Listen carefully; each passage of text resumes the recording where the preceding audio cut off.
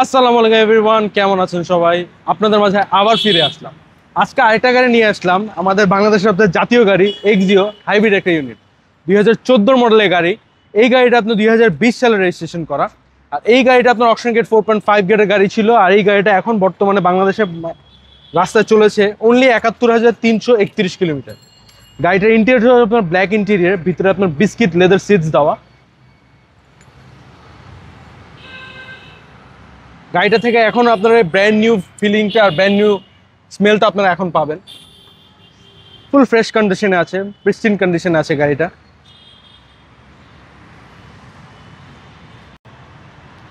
So এই গাড়িটাও কোনোদিনও আপনার বলতে গেলে এলপিজি কনভার্ট করা হয় না, কারণ বাংলাদেশে এখন নতুন করে মানুষরা হাইব্রিড গাড়িকে এলপিজি কনভার্সন করায়।